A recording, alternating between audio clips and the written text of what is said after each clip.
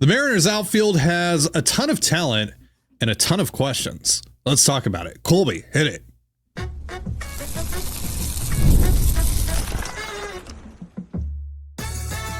You are Locked On Mariners, your daily Seattle Mariners podcast. Part of the Locked On Podcast Network, your team every day. Ahoy, sailors. It is Wednesday, March 5th, 2025. This is Tidy Gonzalez and Colby Patnode for the Locked On Mariners podcast, part of the Locked On Podcast Network, your team every day. It's time for our last position preview. We'll be going over the Mariners outfield and also Justin Turner ripped Mariners ownership in an article by Bob Nightingale that dropped this morning. That was pretty fun to read. So we're going to talk a little bit about that because, hell yeah, shout out to Justin Turner. But before we do, as always, a reminder that if you want to hear from me and Colby even more and help support the show, you can check out our Patreon. All you have to do to check that out is click the link in the description of this episode. So kicking off our outfield preview here, got to talk about Julio, of course, right? It's the only way that we can kick things off here. It's year 4 for Julio. He's coming off a year where he hit 20 homers. He slashed 273, 325, 409, 116 WRC plus. He was basically a 4-win player by FanGraph standards. That all looks fine. Now, obviously, we have higher expectations for what Julio can be, but that was you just look at those numbers, pretty good year, right? However, we know how that season actually played out. And you can really look at Julio's season in two parts, which was one, the majority of the season leading up to his ankle injury that he suffered. And then when he got back from that ankle injury, and when he did get back at first, it looked like they might have rushed him back. Doesn't seem like he's actually capable of playing in these games, but he was able to play through it, which is very admirable. And he got healthier, and then Scott Service gets fired, Jarrett DeHart gets fired, Dan Wilson takes over, Edgar Martinez takes control of the offense, brings in this more simplified approach, simplified offensive philosophy. He's in Julio's ear every day, and Julio really took to it from the first game of the Dan Wilson era, which was on August 23rd, through the end of the regular season, which was on September 29th. Julio slashed 313, 364, 537, 159 WRC plus with 9 homers and 6 doubles. And also 21% K rate. So he also lowered the strikeouts quite a bit from where he was over the course of the full 2024 season. So we've said it time and time again, Colby. I mean, we've had the same conversation for the last 3 spring trainings. At any point, Julio could explode and be an MVP candidate. Is this the year? Does he build upon what we saw in those final 6 weeks of the season and apply it to 2025 and kind of ride that momentum into 2025 and really look like that dude that we think we all believe that he can eventually be? It's possible. It feels inevitable. At some point, it's going to happen. Is that going to be in 2025? I don't know. Like, he's 24. It's not like it has to happen this year or it's never going to happen. But we are entering year 4 of this, and it does feel like every season has gotten a little bit worse than the one before it.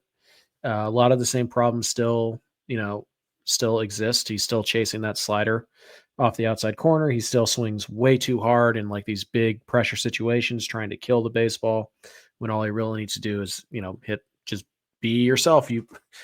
There's no difference between hitting a baseball 118 miles an hour and 109, really not. So, it's just one of those things where, like, yeah, Julio, there's been some maturing at the plate that he needed to go through that hasn't really done that yet. So he could walk more, certainly. He could cut down on the strikeouts a little bit more, certainly. But yeah, I think the biggest thing with Julio, like you said, is just consistency. Like, can you be consistently good for 6 months? And that doesn't mean that, you're going to be, great for 6 months straight. Even the best players on the planet, they will struggle for a couple weeks at a time, or something will happen. There's a nagging injury or something like that. But you can't bottom out for like 3 months.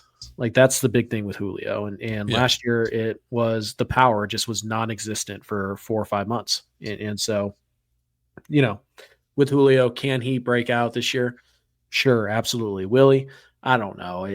We've seemed to have predicted it every year, but so far his best season from start to finish was actually his rookie year. So, just one of those things where like, what does a breakout even look like for Julio? Does he have to go 40-40? Does he have to have a Ronald Acuna season or is it a breakout if he just goes, 30 homers, 20 steals, 280, 360, 500, like, which I think is very reasonable expectation for a player of Julio's set. So Julio, we've brought up the phrase swing players a few times over the last week or so, and we're going to have a whole episode about that, later on, closer to opening day. And swing players is just their performance can swing the outcome of the entire season, one way or another. And Julio is probably number one with a bullet, because like when Julio is good, every single time Julio's been good, the offense has been good at the same. Like it almost coincides perfectly. Like there are very few times when you think about it where Julio is just up there mashing and the rest of the offense is letting him down. It just seems to work that when Julio is hitting and he's getting on base and he's stealing and he's hitting these extra base hits, there's 4 or 5 other guys, at least in the lineup, that are also doing it at the same time. And so, when Julio hits, the offense is fine. It really is incredible how over the last 3 years, offense hits or Julio hits, the offense is going to score runs, period. When he doesn't, even if other guys are hot, they still struggle to score runs. And that's the type of impact Julio has at the plate. So, if I just got a guy who, like his bad month was like an 89, 90, even a 100 WRC plus, and then he had, you still want those peak months where he's like a 170 WRC plus guy. Yeah. But you don't want 3 months of 80 and then 1 month of 100 and then 1 month 170, right? You want, hey, let's have 100, 120, 120, 135, 170, 100, like, just kind of maintain something here. So that's the thing with Julio. Can he do it this year? Sure, he can. He's super talented. Will he? That's the question every year, right? Is this the year? And until we see it, that's going to remain the question every single winter for Julio. Is this the year? Yeah. And I don't know. Yeah, there's 2 keys for Julio in 2025. One, more consistency. And this kind of goes hand in hand with that. He needs to get off to a better start. 62 WRC plus in his rookie year in the first month of the season. I can excuse that. It's his first month seeing big league pitching, whatever. Yep. But it's a part of the trend that has now gone on for all 3 years. 109 WRC plus in the first month of the 2023 season, which is fine, right? That's overall fine. Still not as good as you would want Julio to be, but that's more so fine. But then an 81 WRC plus in the first month of the season in 2024. Just can't happen again. I can't. Yeah. I mean, one thing we should keep in mind is that as hard as it is to hit in T-Mobile Park in general, it's that much harder in March, April, May. Like it really is. So it's one of those things where I don't know necessarily, like, obviously if the numbers are really bad or they're really good, that's obvious. But like, there's certainly an area where it's like, if Julio finishes the first 30 games and he's hitting like 260 with like a 340 on base, and he's got, 5-6 home runs, half a dozen doubles, or what, you're probably like, okay, no, that's totally. Yeah. He needs to do more damage. Right. Yeah. He can't be a singles guy, which kind of he was for a lot of 2024. I mean, 20 home runs for Julio is just not an acceptable number. No. It needs to be at least the high 20s and probably in the 30s. So, and the defense is there. You trust the defense 100%. He's going to be good defensively.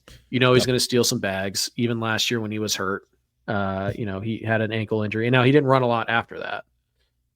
But you should be healthy. You feel like you can bank on at least 20 stolen bases, 25 stolen bases. You should be able to bank on 25 to 30 home runs. And these are the minimum for Julio. He had 6 stolen bases after coming back from the injury, which is, more than it seemed like he had. And again, the Mariners were much more aggressive on the bases in the second half.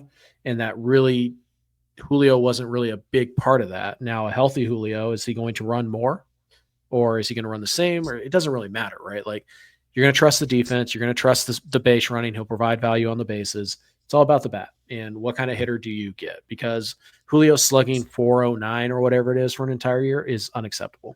Yeah. That's not good enough. It doesn't really matter what his batting average is. You need Julio to do damage at the plate. Yep. And there's no reason Julio shouldn't be running, 500 slug pretty much every year. Mm-hmm. Like he hits the ball plenty hard. He slices through the marine layer. Like he's not a guy who's overly impacted by the ballpark. He's special that way. Mm-hmm. So yeah, I hope at the end of the year we're looking at this and Julio's got close to 30 home runs, slugging close to 500 or above it. And if he does those two things, then he's probably, without knowing anything else, he's probably 6-7 win player this year. Mm-hmm.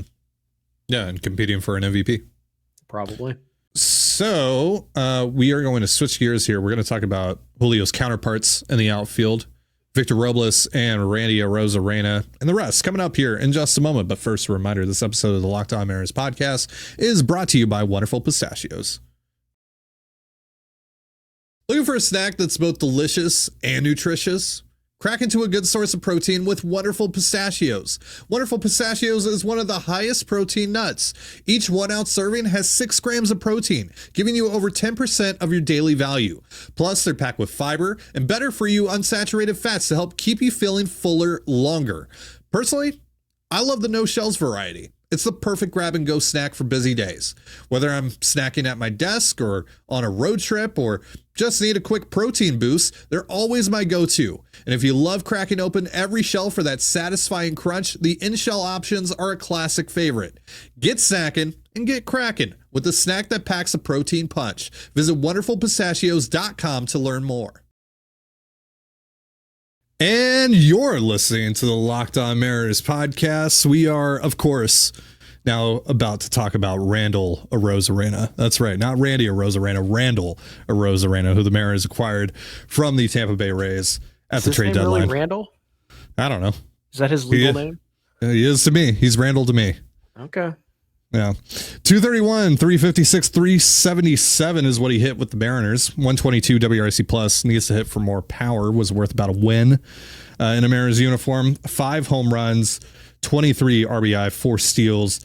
Strikeout rate went up as a Mariner, 28.5%. He walked 11.7% of the time. Overall, when you factor in his numbers with the Rays, pretty down year for Randy. 114 WRC plus on the year as a whole. He had been a perennial, 124, 125 ish WRC plus guy for the last 3 years with the Rays, which are the only 3 other full seasons that he had beyond, this past year. So, which, to be fair, he almost did that with the Mariners. Yeah. 122. It's Randy was an interesting dude with the Mariners. There was a lot of, I don't want to say tension, but there was a lot of angst amongst the fan base that it didn't really look like Randy was enjoying himself. And there were times where he looked completely checked out. The final numbers are fine, but he didn't quite have the impact that I think a lot of fans wanted. But again, we talked about how important Tampa was to Randy and all that, and kind of leaving a clubhouse you're very comfortable with and coming to a new one and kind of trying to make friends. Randy has talked about that to the media about how he feels more comfortable here and how he knows the guys. And so maybe that plays a part in helping him kind of bounce back. But yeah, Randy, it's interesting. Again, we talk about swing players. There's a chance all 3 outfielders are on the swing player list because they all, have some work to do, either proving what something was legit or proving something wasn't. Mm-hmm. And I think Randy, getting to 30 years old, there's already questions about his defense. How much longer can he be this athletic dude? How much longer can he actually play out in the outfield? He needs a good year. And, he's a couple years away from free agency still. But if he doesn't start to put up some numbers here in the next 2 years, he's not going to get paid when he gets out, either by Seattle or anybody. So, yeah, Randy, can certainly be an energy guy. He can certainly be a guy who, rallies up the troops, and certainly can be a guy who can change the game in a lot of different ways. But we didn't quite see that enough last year to just kind of bank on that. So we'll have to wait and see. But yeah, the strikeouts going up a little bit concerning, but he does walk a lot. He does have 20, 25 home run power. He does steal 20 bags. So yeah, Randy is interesting. If you get playoff Randy for any stretch of longer than 2 weeks next year, yeah, he's probably just by default going to be a league average bat. And if you get that or close to playoff Randy for, I don't know, a month, he's probably almost regardless of how the other months go, unless he's just awful. It's probably going to be a 120 WRC plus bat next year. Yeah, maybe an all-star. We'll see. Maybe. Yeah. Yeah. Yeah, I'm excited for the first full year of Randy Arozarena, but what he has to be in 2025, pretty Randy Arozarena. If you think about it. Gross. Think about it. Gross. Get out of here. But yeah, so Justin Turner would like a word. Yeah, we'll talk about that in a moment. But yeah, so excited to see Randy. Yeah, he quickly became one of like my guys on this team. So really excited to. It was kind of fun too, because we had talked about Randy for the last 2 years. Yeah, he had been in a couple of our like deadline plans or off-season plans or what have you. Yeah, constantly talked about him, and the Mariners actually landed him, and it was cool. And Randy was probably the best player that was moved at the deadline last year. And he was a Mariner. Agreed. So, there's a lot of hype around that, and now that he's kind of settled in, and now that he's kind of put down roots and all that stuff, he seems to be happier than he was last year. He's cultivated some relationships in the clubhouse now. He seems to be really close to Julio and Robles, his outfield. Yeah, they all dyed their hair together and all that stuff. Sure. Yeah. So we'll see what it is, how much that helps Randy. But yeah, I think it's fair to look at what he did last year and be like, it was a 122 WRC plus. He brought some energy. Like he was exactly what the doctor ordered. And then it's also fair to be like, yeah, but he didn't slug. He struck out a lot. Like I totally get why there might be some people who are kind of on the fence about Randy and how he's going to more doubles, more homers. That's what you need to see. Same thing with Julio, right? It's pretty much the same conversation, except for we want Julio to be on like an even higher level than that, right? But I mean, Randy, you're just hoping 2.5, 3-win player because the defense is going to drag down his WAR overall, but you're paying for the bat. Is what you. But it's like we talked about with Teoscar Hernandez, and it's like we talked about at the deadline when they acquired Randy. Randy seems like a good fit to be the Robin to Julio's Batman. He really does. And I mean, yeah, or maybe the Alfred to Julio and Cal's Batman and Robin. Sure, but either way, yeah, an important part of the Justice League. Somebody's got to pay those bills, guys. And if Alfred's not there keeping the books, they're not going to be a profitable organization. That's right. Donovan Solano is actually the Alfred, but I digress. Donnie Barrels, baby. All right, you know what? We're scrapping the entire show. Justice League Mariners. Let's do this. I don't know anything about the Justice League. You didn't think that I'd be able to get some Donnie Barrels in here, did you? Oh, it's on my bingo board. Okay. So let's talk about Victor Robles. It looked like his career was his career was basically at rock bottom. Like he got outright released by the team that developed him. He won a World Series with. The Mariners signed him, and almost immediately he's nuts. Like 154 WRC plus as a Mariner, 328, 393, 467. Yeah, that was the other thing too. He comes over to Seattle and he's just like hitting the ball hard all of a sudden. 3.2 F4. 4 homers, 26 RBI, 30 steals, just struck out 16.8% of the time, 6.1% walk rate. He established himself as the team's leadoff hitter, brings a ton of energy, kind of just like rebuilt the vibe single-handedly in the clubhouse.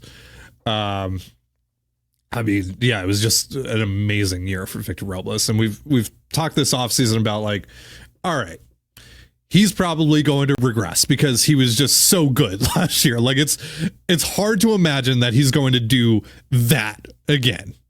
I hope he does. I mean, really anything close to that. Yeah, really. Yeah. I mean, that was just so unexpected, so out of nowhere.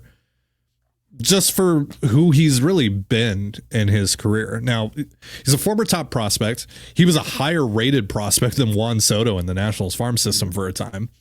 So obviously the talent has always been there. The potential has always been there. But yeah, at the major league level, he's just not even been even close to the guy that he was as a Mariner. So yeah, regression is probably coming for Victor Robles, but how much?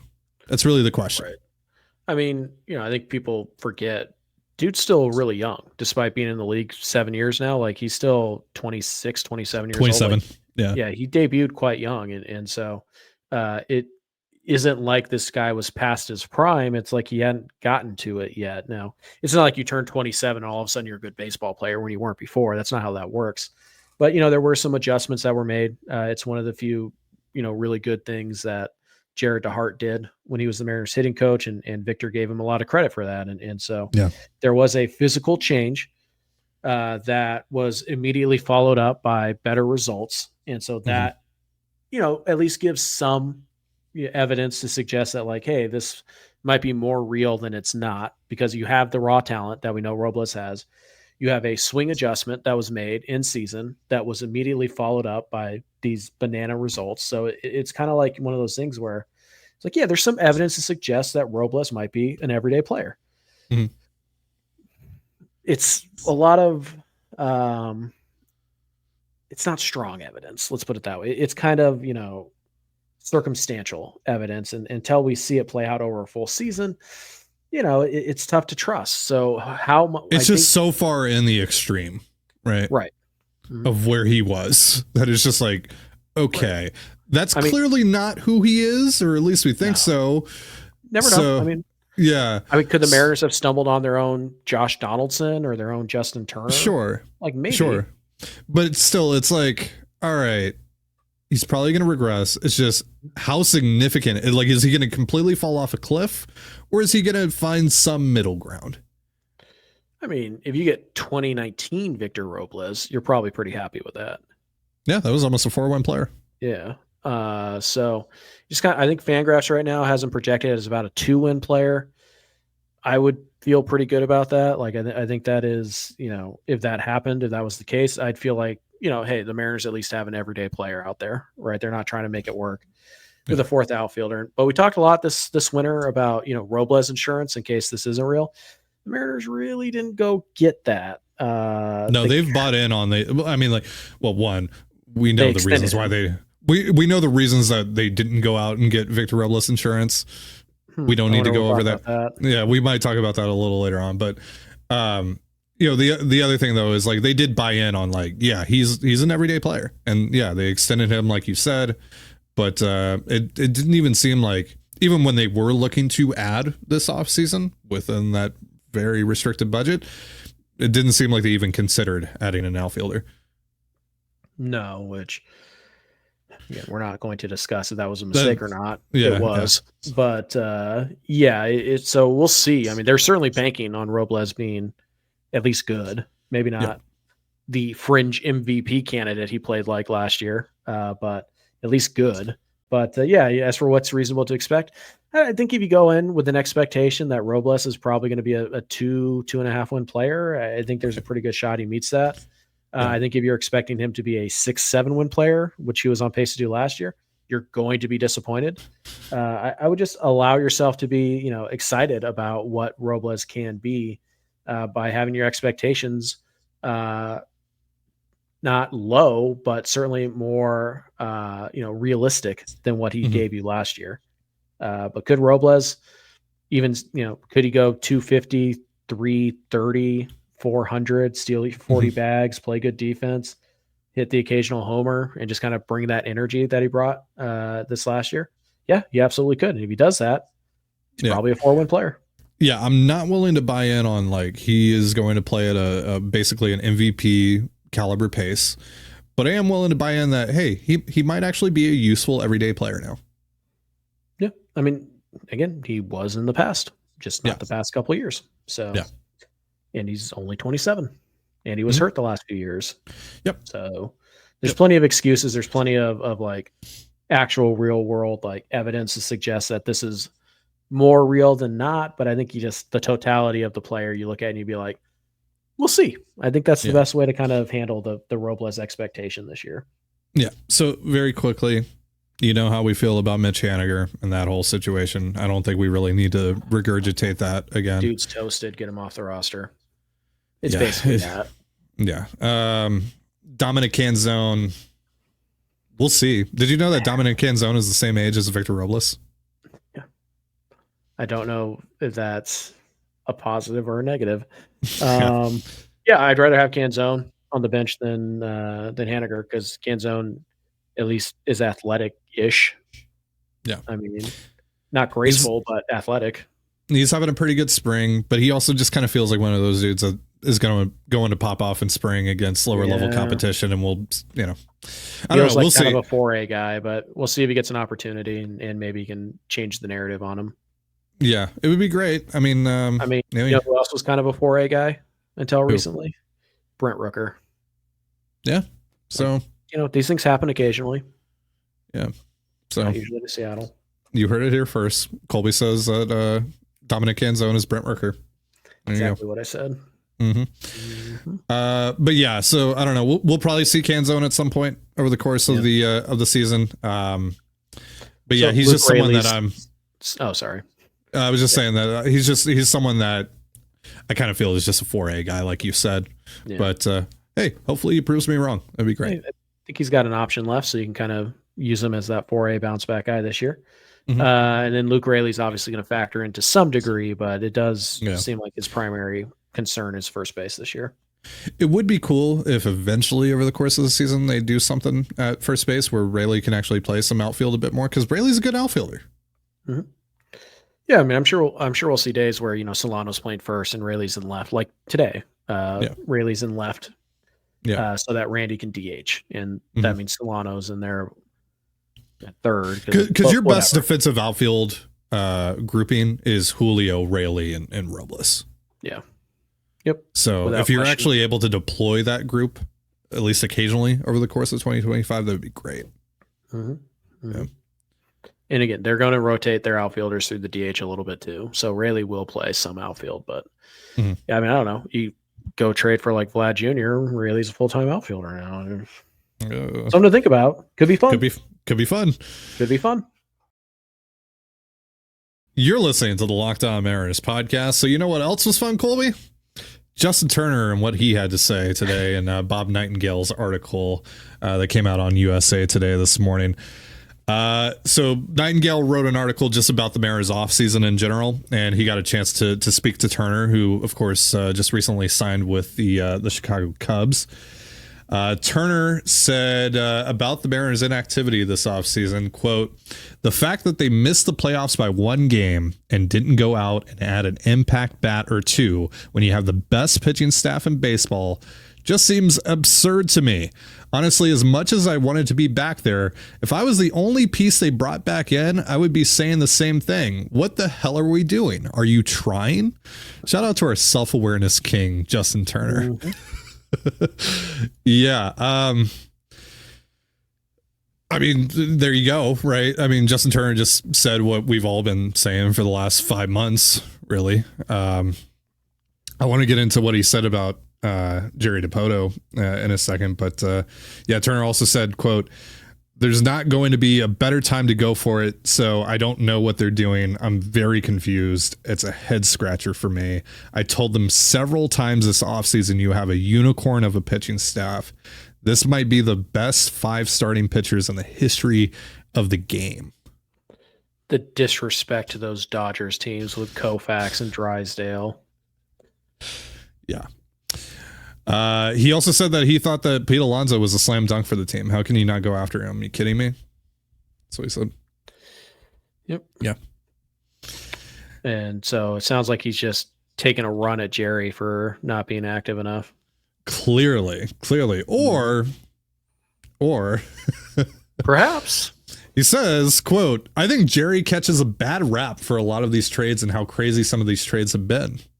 But now being a part of it, I kind of understand. He doesn't have any money to spend, so he's got to create money. Like, okay, is it really Jerry's fault? He's doing everything he can to create a budget to be able to do things. It's like when he traded Graveman to Houston for Toro. You're thinking, what in the world? He's probably needed to trade guys just to be able to spend money in the offseason, which is nuts. 2 points to this I want to make. A, we told you so. B, still Jerry, shut up. No talking. Yes.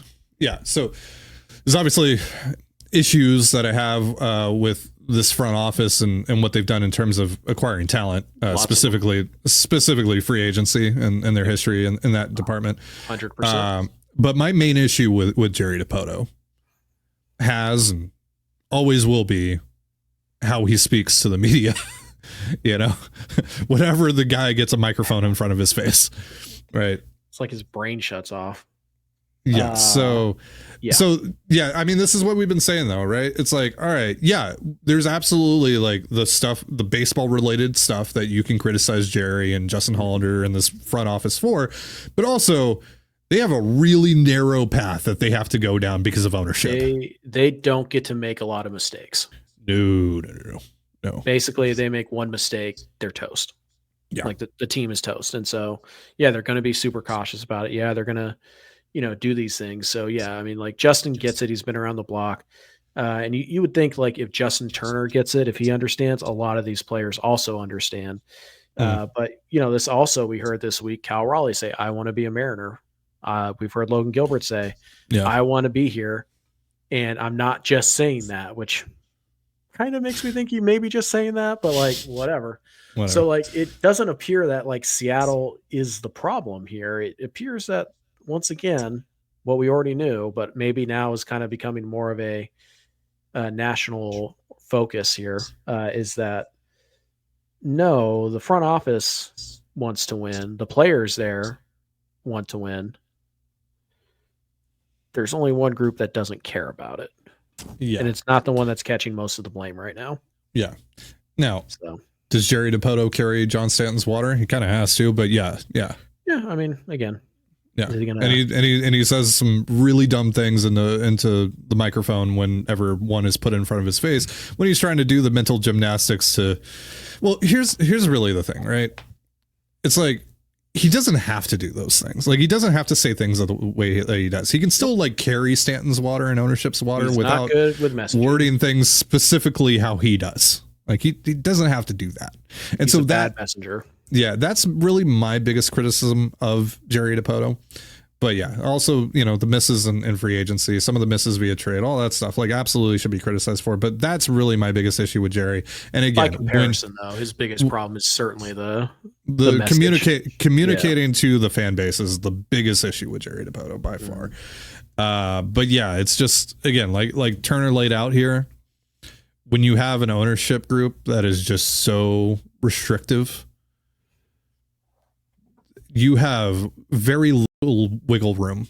You have very little room for error as a front office, and it makes things very difficult, especially if you're having to straight up just make trades to free up payroll. I mean, which we saw last year, and with the Geno trade, which wasn't all entirely about money. Like, let's make it very clear, the Geno trade, I had also heard like they thought he was just cooked. So, and they were right for the first couple months, and then they were very wrong. To be fair, based off of 2023 and the first half of 2024, they were right.